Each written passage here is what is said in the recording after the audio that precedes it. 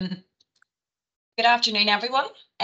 You're all very welcome to our webinar today on managing menstruation and menopause in the workplace. My name is McClenaghan and I'm the Deputy Chief Executive of Manufacturing ANI, and I'm joined here today. With Stephen Kelly, who's the Chief Executive of Manufacturing ANI. I'm also joined with colleagues from the British Standards Institute, Robert and Jane will be one of our key presenters today. And we will also be joined by Jane McClenaghan from Vital Nutrition as well. And a big thank you to Linwood's Foods for partnering with us on this event, on this webinar today also. So just a few housekeeping notes. This webinar is being recorded and will be circulated afterwards, along with a copy of the slides. We will have a Q&A session after each speaker, so I encourage you all to think of some questions for each of our speakers, and we will work through them. And you might want to pop those questions either in the chat function or the Q&A function, and we can field them after each speaker. We will be finishing up before 1 o'clock today, so I do ask you all to try and stay with us for the duration. So I'm really grateful for you all joining us this afternoon and taking the time to give this topic the attention that it really deserves. I'm really proud to be hosting today on behalf of Manufacturing Northern Ireland. It continues with our work that we do around diversity and inclusion in the workplace. And I'm really grateful for having the support of our CEO, Stephen, and also the board members of Manufacturing ANI to really shine a light on this subject. And I'd also like to say a big thank you to Connor, who's behind the scenes on the technical duties. So just in terms of setting the context, we talk to firms every day who are struggling to recruit, and with employment being at its all-time highest. A big part of our work in Manufacturing ANI has been really helping and guiding manufacturers to retain and engage with their current staff, and create a more supportive workplace, an inclusive workplace where everyone feels valued. So without further ado, I'm going to introduce our first presenter here today. We have two Janes presenting. So our first presenter today is called Jane Packer, and Jane is Head of Standards at the British Standards Institution. Jane's going to cover the standards that have been developed recently, I think in just the last 12 months in relation to menstruation, menstrual health, perimenopause and menopause, and really how to understand and manage these symptoms in the workplace. So Jane, over to you. Thank you very much, Mary. Can you hear me? Yes, I'll put my slides up. If you bear with me a second. No problem. Okay. Hopefully you should be able to see the slides. Yes. Yeah. Yeah, perfect. So thank you all for having me today. I wanted to talk to you about the new standard, which is BS 30416 on menstruation, menstrual health and menopause in the workplace. And I'm going to be presenting some wordy slides, and I apologise in advance for that, but I want you to get as much information as you can from it, and so you feel equipped to go away, download the standard and have some ideas about how to make some changes in your workplace. So I work at BSI and I'm head of standards, and my subject area is standards in relation to wellbeing and health and safety. So some people probably don't know who BSI are or what BSI does. So this is who we are. We are the UK's national standards body, and we help improve quality and safety of products and services and systems by producing and encouraging the use of standards, which we publish around 3,000 standards every year. So a standard is something that you may have heard within your workplace, but the standard that I work with, they are agreements setting out best practice, and it's basically the condensed knowledge of experts. And we have people that work together on committees to create each standard collaboratively, And when the standard is completed and published, it's voluntary, so it's not a mandatory document. So how are they created? You know, basically with experts, they sit on committees, they edit, they create, and then it goes for public consultation. So through this process, it ensures that we get the widest possible community of people making a comment or inputting into the particular standard. So who do we work with? So, you know, we have wide network of experts, including industry experts, UK and devolved governments, public sector bodies, consumer groups, academics, individuals, in some cases with lived experience. And we do work on international standards. So as the UK's national standards body, we have an important role in European and international standards development. So our UK experts work on standards in the international standards arena and make sure that the UK's opinion and expertise is plugged into those standards. We work closely with the UK government and devolved governments, and we have a memorandum of understanding as to be the UK's NSB. So let's see what we have. So standards.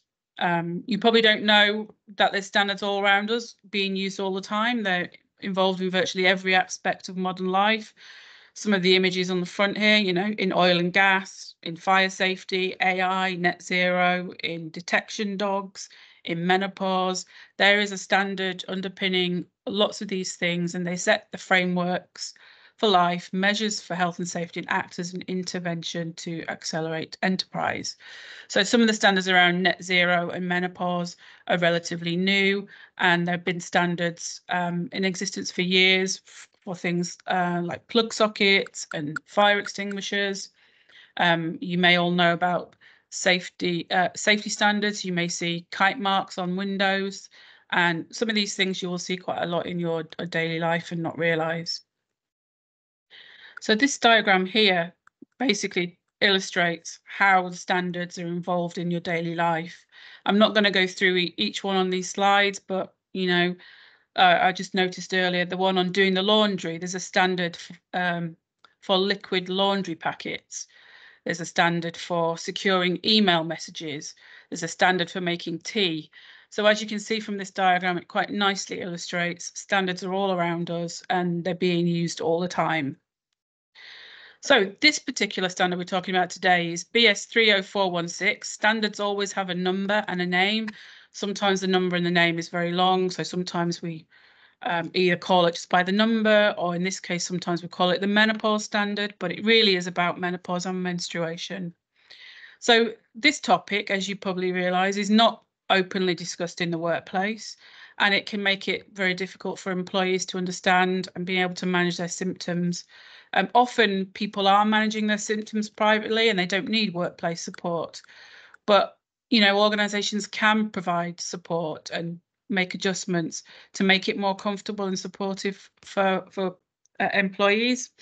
So the standard does talk about some myths that everybody might be aware of, and I've listed a few of them here. So for example, the first myth, you know, people think everybody's already talking about this topic. Why do we need to provide support? Well, you know, it may feel like they are always talking about this, but the reality for employees is that it still is difficult to find support. And you can't assume that everybody's getting support outside of work or that they're receiving the support that they need from medical professionals. The second myth, menopause only has an impact on women above the age of 45. So this is a common misconception. That menopause is for women of an older age, and really there are many instances where menopause does happen before 40, and we also have to factor in perimenopause, which can happen for a large number of years, and lots of women usually do not even know that they're in perimenopause and that the symptoms they are suffering with are due to perimenopause. We also need to consider trans men and non-binary people because they can also experience menopause and the symptoms. Okay, next myth. Everybody's experiences of menstruation and menopause are the same. It's rarely the same. Everybody's experience, and you can talk with colleagues and friends, the experiences can vary significantly. And things that can add to those experiences are things like ethnicity and age, gender, disability, thinking style, neurodivergence, sexual orientation, job role, and pay. So it's really important when considering these things to not generalize and remember that each person is individual and their needs will be individual. So the final myth that I'm going to talk about is post-menopause, you don't experience any menopausal symptoms. And this is not true also. The symptoms can go on for some time afterwards. And so people will still need that ongoing support. So why should I use the standard? You know, here's some worrying stats that might help you think about why you should consider using the standard. By 2025, 1 billion people, so that's around 12% of the world population, could be going through menopause. And, you know, estimates do suggest annual global menopause productivity losses already top $150 billion. 10% of women experiencing menopause symptoms have left the workforce, and this is so sad. You know, it's up to 25% with women with much worse symptoms, and it's very sad that people are losing their careers and losing their income, and that businesses are losing really experienced people because of these symptoms and because they don't receive support. 74% of UK women think their employees have a role to offer support, and 76% would welcome greater flexibility to be able to manage the challenges, but only 4% are aware of formal policies in their organisation to do so. So you may have seen this recent news from the Equality and Human Rights Commission, who published guidance on menopause in the workplace. And the aim of this is to ensure that across the UK, women going through the menopause have support they need to continue working. So the Equality Commission for Northern Ireland, the Irish Congress of Trade Unions, Northern Ireland Committee and Labour Relations Agency have also produced the guidance promoting equality in employment for women affected by the menopause. And this is to explain why menopause may be a workplace issue for some employees and how employers can provide the support. Both of these things are telling us that we really need to start looking at these particular issues and start providing support before women have to leave the workplace, or before women feel they have to sue their employer because they're not getting the support they require. So some considerations for Northern Ireland. Women make up half of the workforce. The employment rate for females is consistently lower than males over the last 10 years. Females reported lower career progression and intend to be in more flexible work. And the most common reason for economic inactivity among female working age population is long-term sickness. So there could well be some things going on there which indicate that maybe there are significant people affected through menstruation and menopause within Northern Ireland. So apologies, I do have a little bit of a throat issue at the moment, so I'm trying to ensure that I don't lose my voice throughout this. But thinking about the standard in particular and the way it was written and structured, and there's a link to the standard here, and it's a free download, so please do go and take a look. What we want to do is create an inclusive environment using this structured approach in this diagram to support people in the workplace. So it's an inclusive approach, and there's a number of practical actions on the screen that you can see there that you can look at when you're thinking about your particular business. And there are ways to evaluate whether these particular changes have been impactful or successful. So I thought it might be useful just to break a couple of these sections up so you can have a look at some of the things that you might be able to do or might be able to look at. So the first one is physical aspects of work. And, you know, women and employees, they work in a diverse range of settings. And you may be exposed to occupational hazards or risks. There may be noise, there may be chemical exposures, there may be prolonged standing or physical activity. But there are simple changes that you can make to improve the experience of symptoms for these employees. And generally, the changes that you make for this section of employees will benefit other workers, so will create a better workforce for all. So some of the things illustrated here, things like a floor plan, so that employees know where the hot areas are, where the cold areas are, where the toilets are, so that they can choose where to sit. And, you know, if you have a hot flush, you might want to be near a window. If you're feeling very cold, you might want to sit in a place where there's heating. So it's nice to be able to know what your choices are. Having easy access to toilets, so knowing there's a toilet there and that there's free period products. You know, you don't always know when you're going to get your period, or in perimenopause, you might experience flooding. So you might need to rush to the toilet very quickly. So having the access, or knowing where the toilets are, or maybe being able to sit nearby is very makes you feel a lot better. Things like looking at the materials of uniforms. So some materials make you feel hotter than others, and also having places where you can go to rest if you're really suffering from pain, or if you're suffering from other symptoms where you just need some space away from your desk. So this is in section 5.2 in the standard you can look at. So policy guidance and practice in 5.3. You know, we talk about creating menopause policies, which is fine, and you can do that. But the way that these things really work is when you embed them into your existing wellbeing policies, or sickness policies, or health and safety procedures. It feels more, it gets more embedded into practice and culture when it's just not a standalone policy that gets put on the shelf. And also, creating a policy on its own probably won't create change. It has to be a combination of things, including policy change, to make change in the environment, in a working environment. So, you know, the policy and guidance needs to be inclusive, and you need to make sure there's a good communications plan with your employees, and that your managers are trained on how to implement policy and procedure. So the next one is supporting workplace culture, supportive workplace culture, which I think is one of the most important things. And it's the thing that's probably going to take the largest amount of time to achieve. You know, creating a policy and implementing that is really important, but without a change in culture, very few people will look at the policy, or there won't be accountability.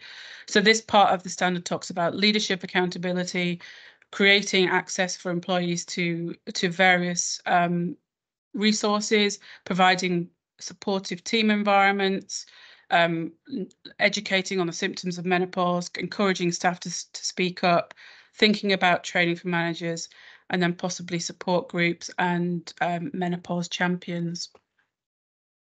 Work design is another key thing. You know, can you think about how to create a more flexible work environment? And flexible to one person might not be flexible to another.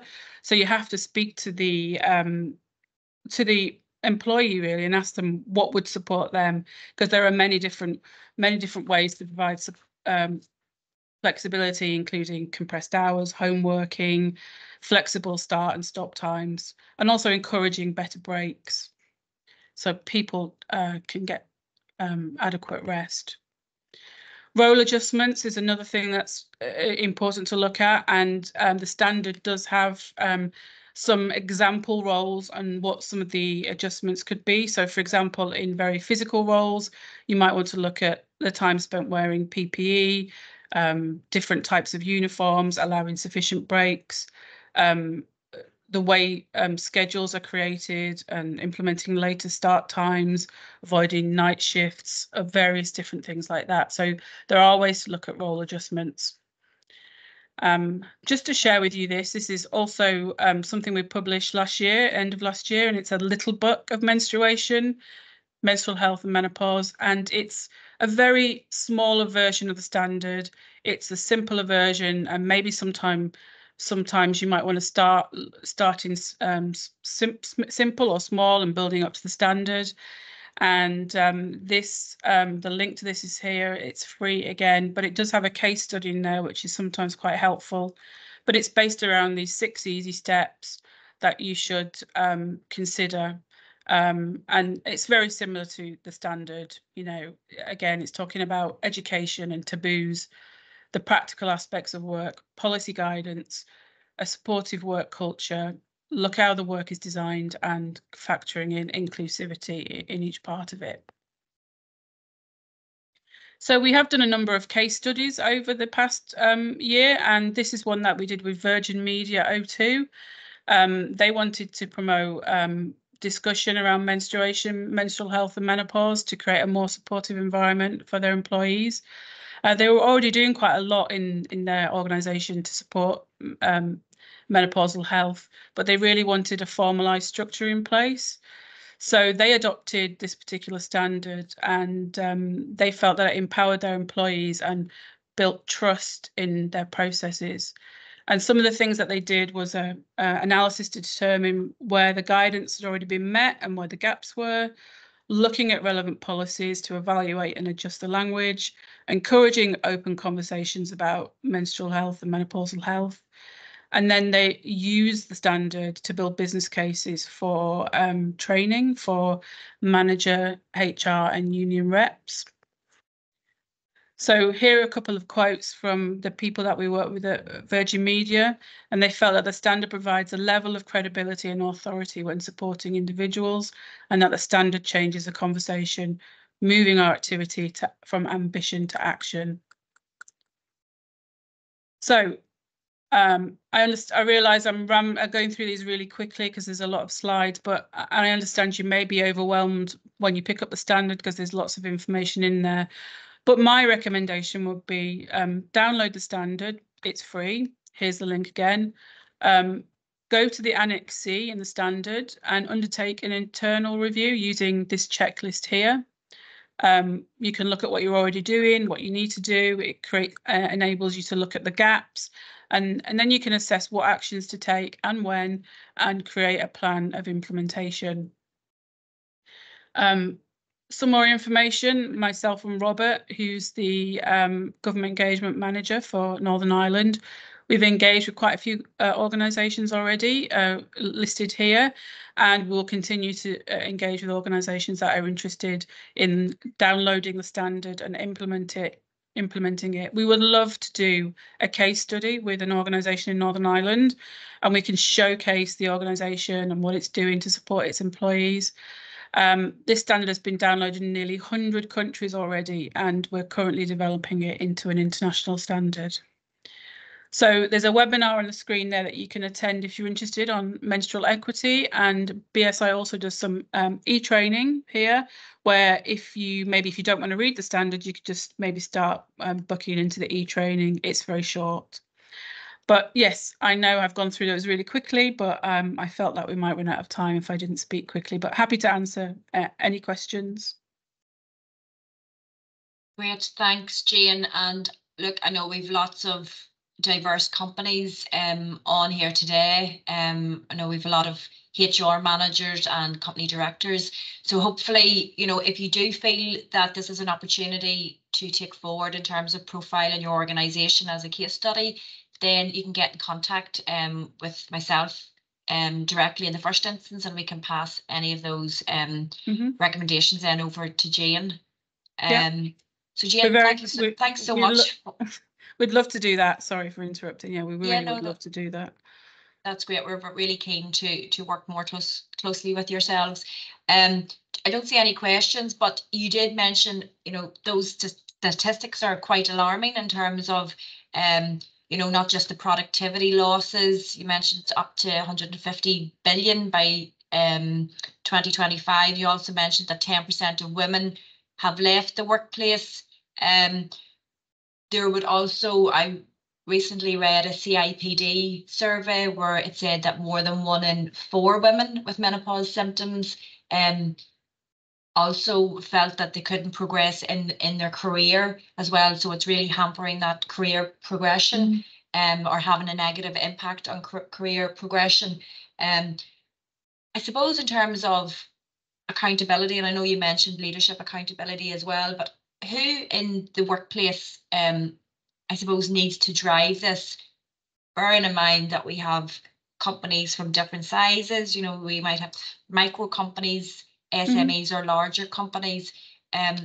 Jane, in your experience, who are the key drivers within the organisation? Who does this land with to take forward? Is it HR managers, health and safety managers? Yeah, it's quite a wide range. You do need buy-in from senior management, otherwise you're not going to get that support. But very rarely, in my experiences, it's executive level CEOs that are driving it forward. It's usually they're usually menopause network groups. They're usually pretty instrumental in getting these types of things implemented within businesses. HR departments. Also D&I reps within the business. That's where we see the most impact, I think, is where networks are created and they lobby for change within their organisation. So you may find that you've read the standard, but your senior leaders are not interested, which is it's very difficult for you to be able to move forward. So yeah, I think pull together some like-minded people that are interested, even if it just starts with providing support to your colleagues. I think for me, one of the biggest things is support, and this is all about how we're decent to one another and how we support our colleagues within the workplace. And you can do that without any money or support from senior leaders, and also getting men into the conversation, because they are a big part of this. They need to understand how to talk to their team if they've got a person within their team, and they need to understand what to look out for and not feel uncomfortable about having those conversations. The standard does have a section on having confidential conversations, so that's quite useful. Also, many organisations do male only training, so men feel comfortable to have those discussions with men and they don't feel that they're saying something wrong or insulting their colleagues in that first instance when they start talking about it. I basically found that once you start talking about these things once, it breaks the ice, and then it's just very simple or easier to talk about. So we all need to break that ice. Yeah. Great, and that's really useful in terms of that mix of approaches that you can take by having conversations, you know, by that training as well, sharing knowledge across departments, and really, you know, breaking down the taboo of the area. Yeah, I mean, I think and this comes up quite a lot when I'm in these conversations, is that I think, you know, menstruation is clearly defined. I think women know what that is. They maybe don't know stuff on a more advanced level and some of the conditions that are related to that. Menopause, people think, you know, it will happen at some point in my future, but not many women consider perimenopause, and the fact that it could be 10 years of your life before that. It could be those key years of your life. You could be bringing up children. You could have to be dealing with elderly parents. And all of a sudden you have this massive range of symptoms, but you don't really know what it is. Maybe you think, oh, I've got a heart problem, or I'm going mad. These are the common things that you hear. And ultimately, this often is perimenopause, and people really don't understand until they've learnt more, and then often it's years down the line.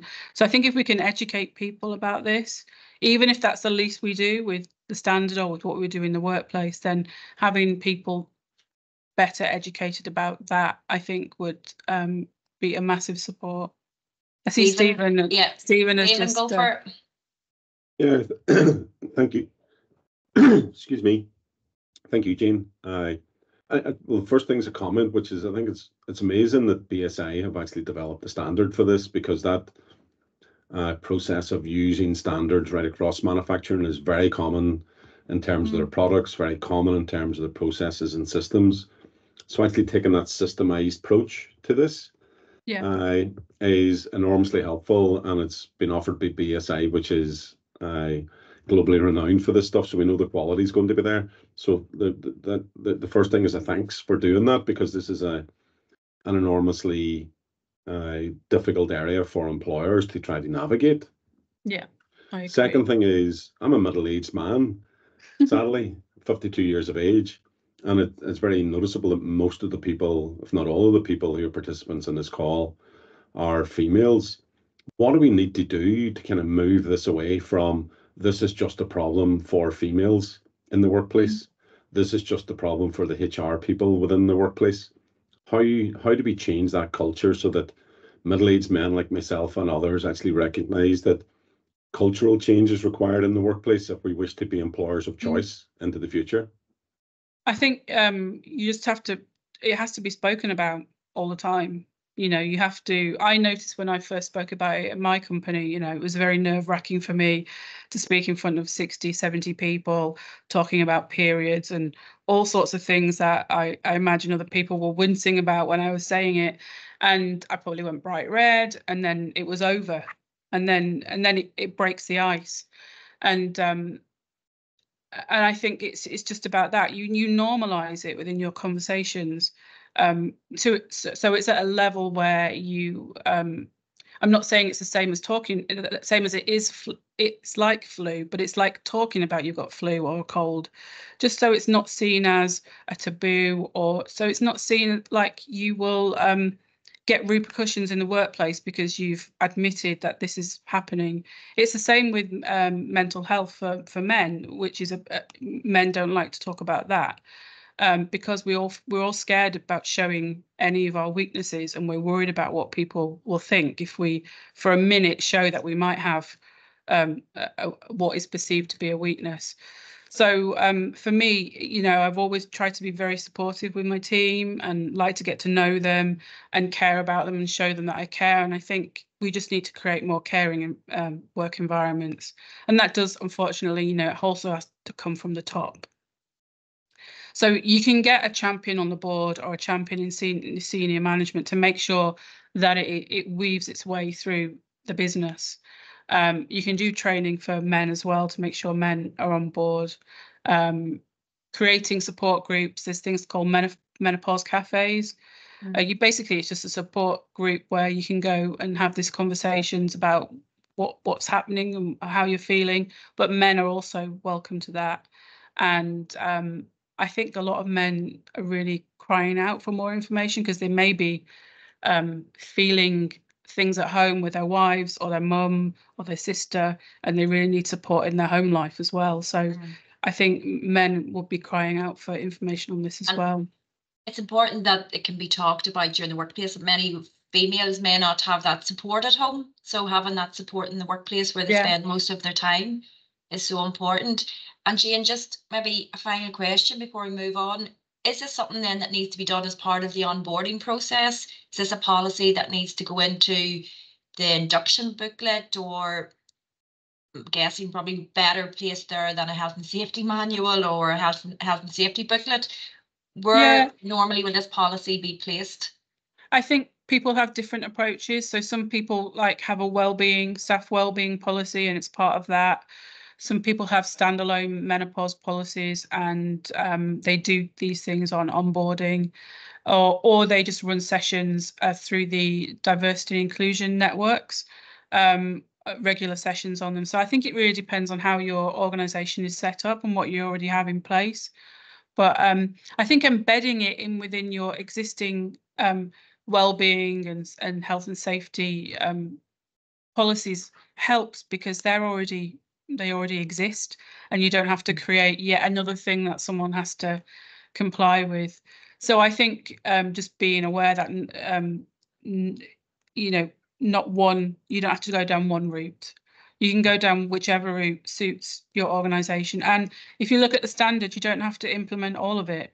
You can take the standard, and what I would recommend is if you're just starting off on supporting that in the workplace, is you pick some easy wins and you give yourself a schedule of, in the first 6 months, we're going to do this, and we're going to feedback to everybody how it goes, and we're going to get feedback from our colleagues to see what they like about it, and then we'll move on to the next stage.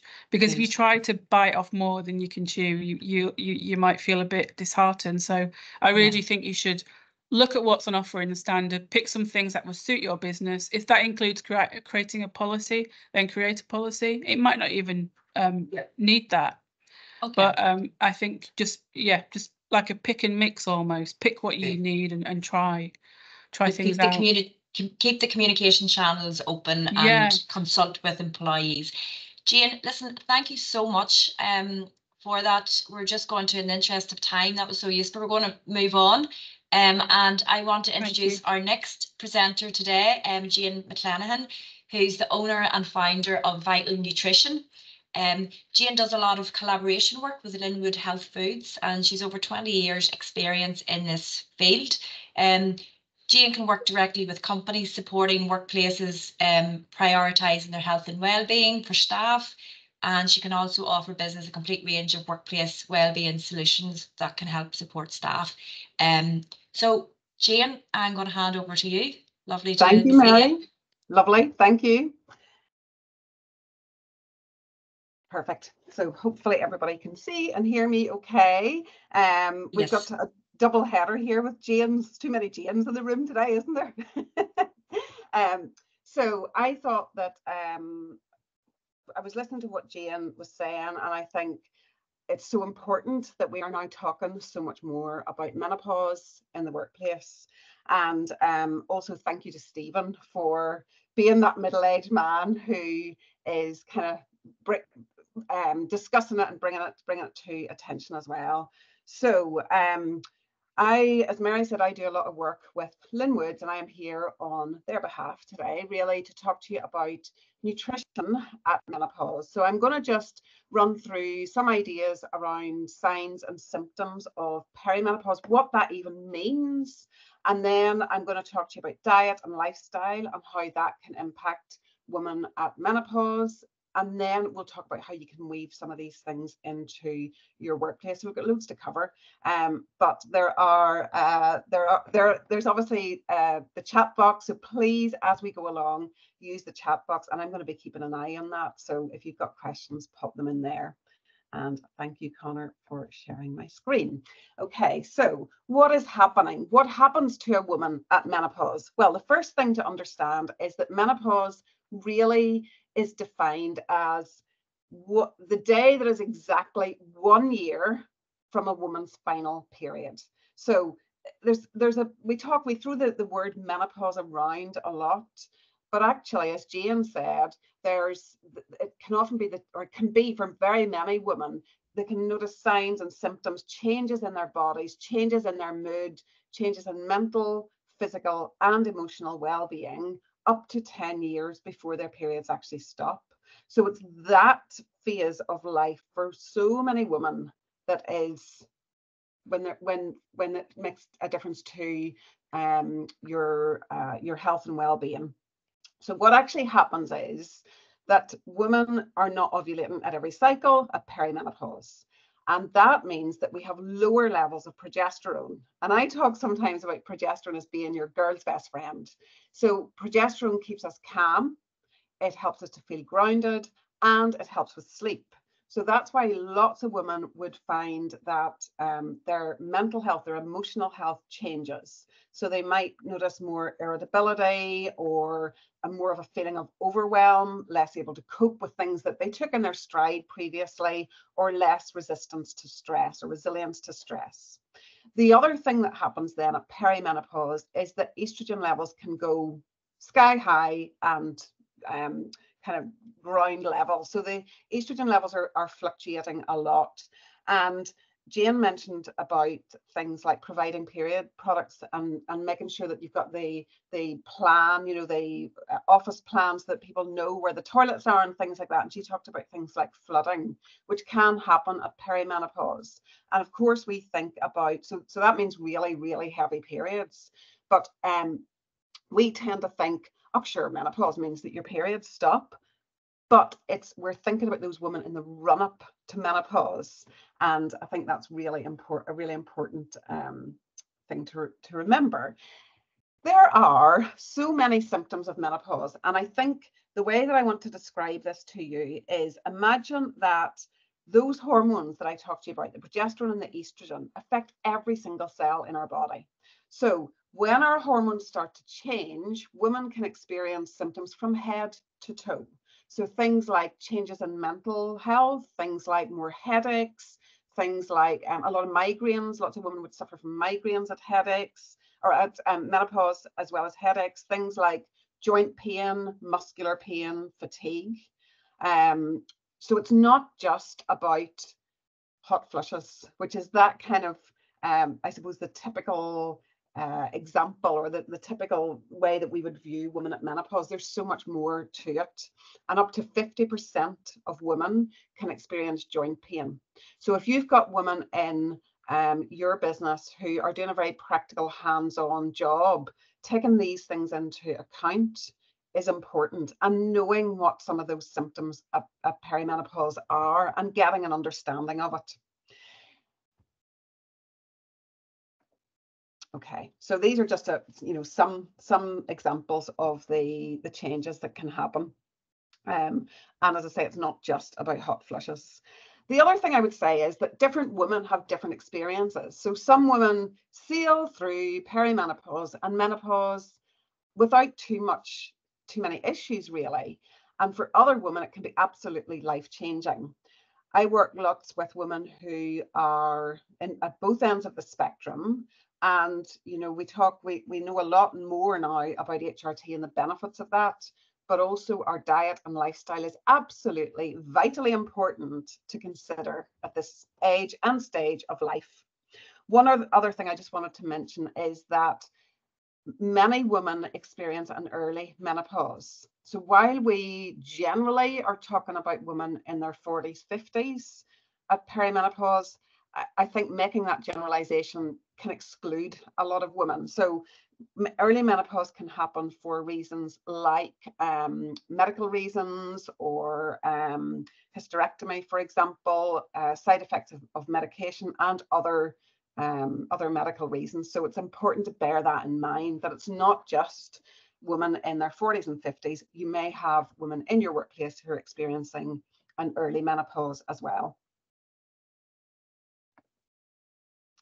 Okay, you have the power on your plate. So we are going to think today about the ingredients, maybe in your vending machines, maybe in your canteen, maybe that you're kind of encouraging in the education materials that you're using in your workplace. How can you educate, inform, and inspire women to make changes to their diet and lifestyle for the better? And these ideas that I'm going to take you through today, one of the things Jane said was that the things that you change in the workplace for women at menopause will affect the whole workplace, and the same with this stuff as well.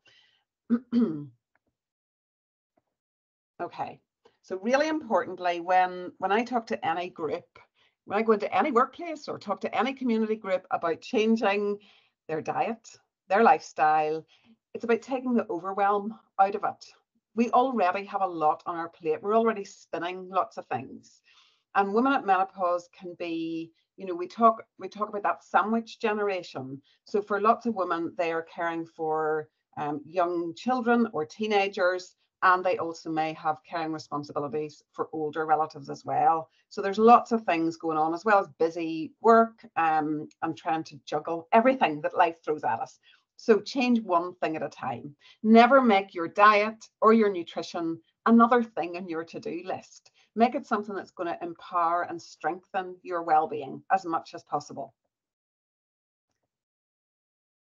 So I think I've got a dozen really quick little nuggets just to help you and kind of guide you with this. Protein. We hear so much about protein on social media these days.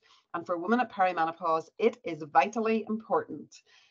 The reason for that is because as our hormones change, we are at increased risk of osteopenia, which is bone loss, and also muscle mass loss. So we want to make sure that we're really keeping that protein level up. And it's estimated that women need almost twice the amount of protein at perimenopause than they do in their younger years. And it's getting that understanding about what protein is and optimizing it on your plate, and how you kind of get these foods into your diet. And it's not necessarily about protein bars and protein powders. So we need protein, just as a little reminder, we need protein for cell renewal and repair. We also need it to help support blood sugar balance and hormone levels for hair, skin, nails, and so much more.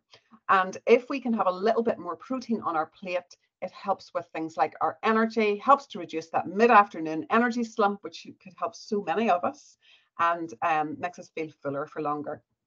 So we want to be aiming for around about 25 to 30 grams of protein on our plate at each meal. So that could be things like, for example, bringing yogurts for breakfast. Maybe if you've got a canteen in your workplace, thinking about what you provide.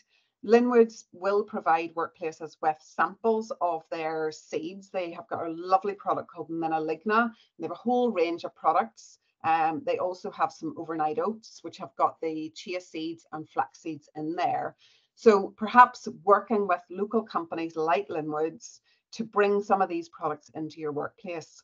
If you don't have a canteen, then maybe offering them just as a kind of a little freebie, a little taster in staff rooms or in offices can help too. Just making people aware. So of course we get protein from animal sources like eggs, meat, fish, chicken, but we also get protein from plant-based sources like nuts, seeds, tofu, and pulses. And it's gently and gradually increasing the level of protein on our plate. And we want to aim for about a palm-sized portion at each meal. So it might just mean nudging your protein up a little bit. And one of the things that I find with most people when they increase their protein is that they notice their energy improves, their appetite regulates, their mood is better. And again, not just for women at perimenopause, but all of us could do with a little bit of that, I think. So a little more protein. Second thing, balancing your sugars. So at perimenopause, you may or may not know that we're at increased risk of different conditions and diseases that our hormones protected us against in our younger or earlier years. And one thing that happens is we become more resistant to the effects of insulin, or we can become more resistant to the effects of insulin. What that means in our bodies is that we can't handle sugar as much as we used to. Perhaps we're on a bit more of an energy roller coaster, and also women notice that their body shape changes, and perhaps they're putting more weight on around the middle. To help with this, it's not about low fat. We'll see that in a minute, how important fat is for women at perimenopause, but it's really thinking about sugar. So it's dropping the sugar as low as we can go and nudging things in the right direction. We have an understanding around food and nutrition that we should be going low fat. Often that means high sugar foods. We need to turn that narrative around, especially at menopause, because what women need is keeping the fat levels high because they are the building blocks for hormones. They also help with things like skin health and energy and joint health, and getting the sugars low, because by reducing our sugars, we are not only helping with weight management at perimenopause, but we're also helping to reduce risk of cardiovascular disease and many other conditions that women are at increased risk of at menopause. So nudge the sugar in the right direction. For example, instead of things like Jaffa cakes, go for things like digestives. Even chocolate digestives have got less sugar than Jaffa cakes. That might surprise you if you are a lifelong dieter, but look at the labels and try and nudge the sugar a little lower in your diet. And in your workplace, if you've got facilities in your workplace where you can offer things like snacks or bars, then look for things like, one of the brands that I really like is Kind Bars. They do little nut bars if you're able to have nuts in your workplace. They're great to have as a kind of go-to snack. Things like oat cakes with hummus or with a little bit of cheese, and get little individual packs of cheese. Things like providing yogurts, but not low-fat yogurts, because they tend to either have more sugar or the artificial sweeteners. So it's kind of, if your workplace permits, it's what you provide in the workplace, and working with your staff to see what they want as well. Timing our meals. So this is something, again, that's really, really hot news and can help support women in terms of their sleep. So what I mean here is aiming to stop eating 2 to 3 hours before we go to bed, no longer than that, and eating within a 10 to 12 hour window. If we eat too close to bedtime and eat the wrong things too close to bedtime, it has been shown to disrupt sleep, which already can be an issue, and also affect flushes and temperature regulation. So leave 2 to 3 hours between the last meal and when you go to bed. And also intermittent fasting is not necessarily the best thing for women at perimenopause. Remember what I told you about progesterone being a girl's best friend, being that calming hormone. If we fast for too long, what can happen is blood sugar levels drop and then we trigger adrenaline. So because our progesterone levels are decreasing, we can feel more stressed, more overwhelmed. And if we add intermittent fasting into the mix, sometimes that can increase the stress load. So I encourage women to eat within a 10 to 12 hour window and not to fast for too long. And again, this might be something that your staff are having, or maybe you are having talks and discussions about. It's not always the best thing for women, but that 2 to 3 hour window makes a difference. Rethink your drinks. What do you offer in the workplace as drinks? So things like tea and coffee, it's much better if you can have decaffeinated versions, because we know that caffeine can drive flushes and also increase anxiety and stress. So look at things like perhaps providing things like herbal tea. Green tea is a really good option, because although it's got caffeine in it, it also has something called theanine, which has a relaxing effect. And maybe kind of creating, rather than a coffee culture in your workplace, perhaps creating something like a green tea culture or a herbal tea culture. Also, your water coolers, making sure that they are accessible and that they are changed regularly is really important. Or providing women with water bottles would be all staff even with water bottles would be a good option.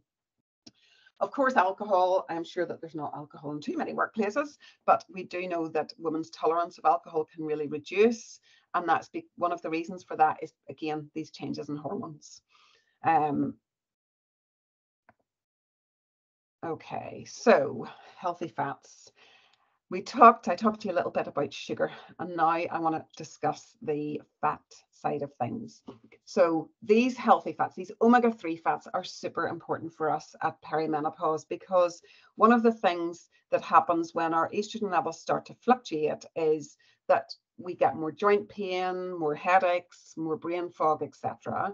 And we know that omega-3 in particular, which we find in oily fish like salmon, mackerel, herring, and sardines, and also in flaxseed and chia seeds and walnuts, help to support mental well-being, our anti-inflammatory, and our cardioprotective. But super importantly, these things also help with hormone balance and hormone support. So encouraging women to get more oily fish into their diet. So again, if you've got a canteen, possibly it might be that you've got, once a week or twice a week on the canteen, you have things like oily fish on the menu. It might be lots of workplaces that I work with have got a menopause cafe, and they will have things like demos or share recipes that are hormone friendly. So just things like that can make a real difference as well. There's a group of food ingredients called phytoestrogens, and this is what makes things like flaxseed unique in our diet. So phytoestrogens help to bridge the gap and help to support a more even balance of estrogen. So if you think about that real fluctuation of estrogen from that first slide that I showed you, and the fact that perimenopause, things can be a little bit swings and roundabouts, phytoestrogens work as gentle balancers. And research has shown that bringing flax seeds into your diet, especially as milled flaxseed, and eating more of these phytoestrogen-rich foods like chickpeas, hummus, or chickpea curry, for example, can help women with a transition at menopause and can help with symptoms such as hot flushes. So I encourage all my women that I work with and workplaces that I work with to get more flaxseed into their diet.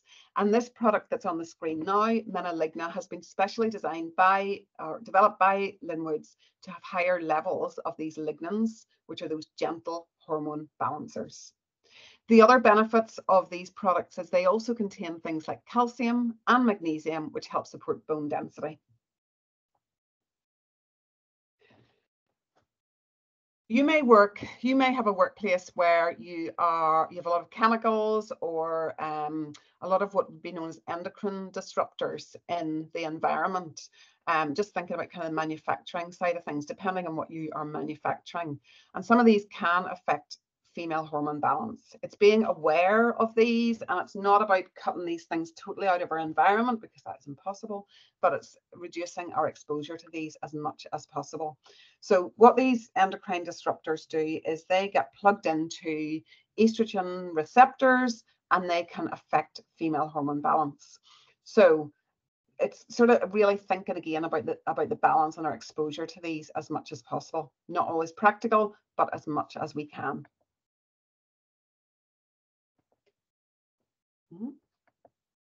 Here we go.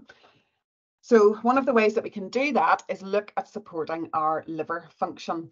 And the liver helps to package up estrogen and excrete it through the digestive tract. So there's loads of foods that really help with this. And one of those groups of food are called your brassica vegetables, which are your broccoli and cabbage and cauliflower, Brussels sprouts, kale and rocket. So they are really important for women at menopause. Also things like anything from the onion family, eggs, asparagus, which is in season now, lots of herbs, and also green tea. Okay, let me see. There's a couple of questions here. So whether it's menstruation or menopause, I find some employees, Louise, thank you for the question, are very comfortable discussing symptoms and ask for help. Others are so embarrassed they don't come forward. They usually tell us afterwards about the difficulties they've faced. Have you any practical tips to getting the conversation started? I think as Jane said earlier, it's about keeping the conversation. It's about gently getting that conversation going. And I work a lot with, I go into workplaces that are very male dominant workplaces. Like I work, for example, in the construction industry a lot, and it's just gently getting that conversation going. And I think quite often, perhaps events or education events, or even something like having a breakfast event in your workplace that has the topic around female health, but making it really inclusive for men and women. And I just think it's going back to what Jane said. It's about getting that conversation started. It is embarrassing to start it, but I think once you get the ball rolling slowly and gently, then hopefully things will move in the right direction. I think also sometimes it can be yes, Jane, a really important point. Jane says you can also train up menopause coaches, and they may feel more comfortable talking to them. Thank you, Jane. Yeah, so ambassadors or menopause coaches. And the other thing is menopause cafes, I think, are really informal places where it's mainly for women, but I think it should be for everybody, where people can just come and talk about issues. Again, whether it is around menopause or menstruation, perhaps it's more about a kind of just a cafe, a health and well-being cafe, perhaps would be a good idea. Okay, also then just thinking about digestion and the importance of that around menopause, because this is how we metabolize our hormones. And again, it's about the type of foods that we're eating, but it's about changing. They used to call it menopause the change.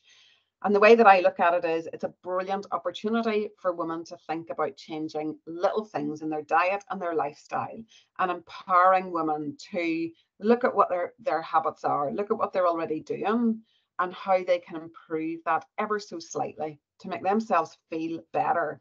And once we get that with anything really, with any health topic that we're talking about, once you get that, once you can start putting something into practice for yourself, and you're noticing the benefits, you're feeling better for it, that's what drives us forward with it, isn't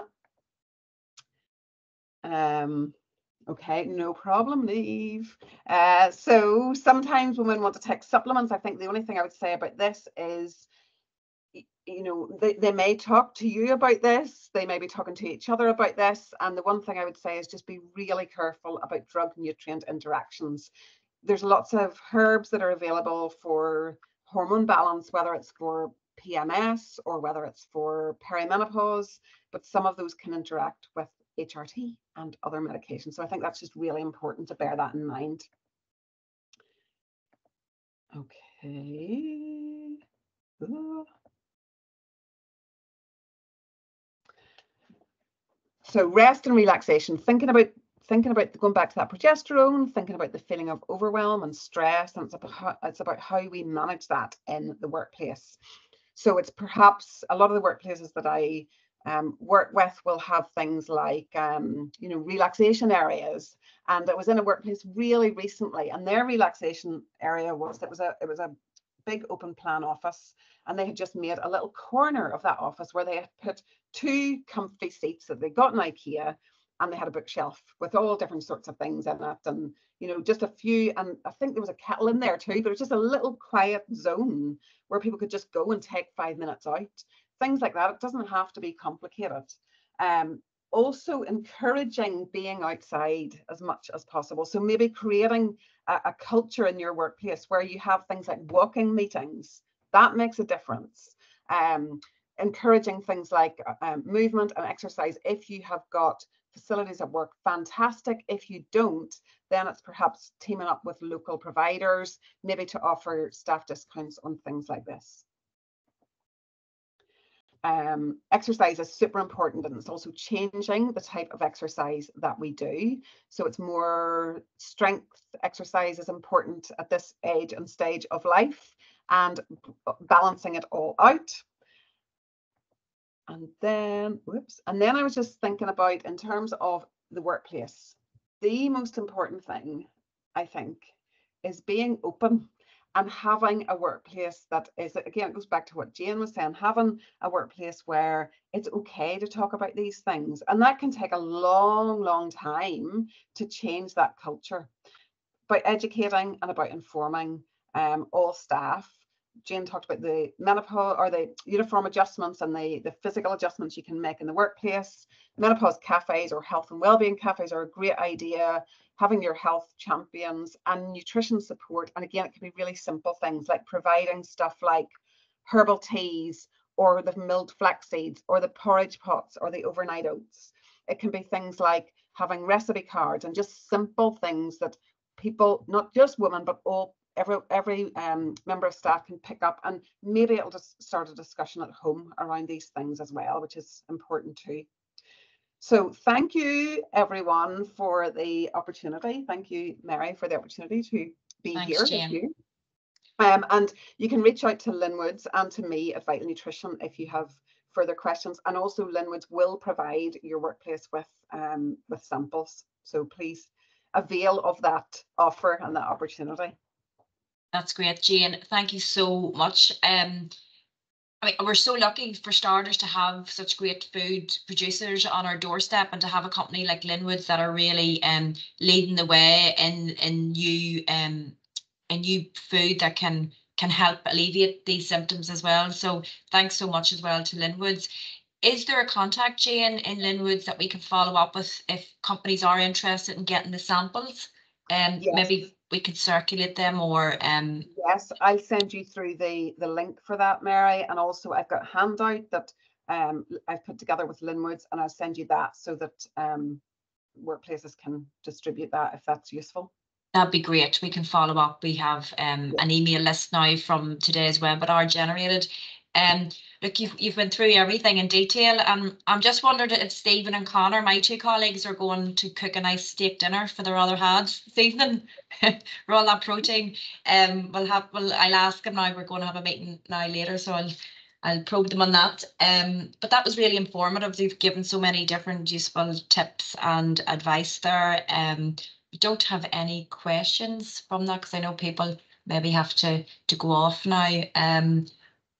But thank you, Jane. Thank you to yourself and to our other Jane as well for the really useful information presented this afternoon. And are you happy that we share your slides, Jane? Yes, absolutely. Yes. Okay, that's great. So we will do that. We'll also send out a recording to everyone as well. And if there's anything that we can follow up with that, then we'll do so on our side as well. So, okay, everyone, thank you so much. Thank you. Great. And thank you. Enjoy the rest of your day. Thank you. Thank you. Bye. Bye. Bye.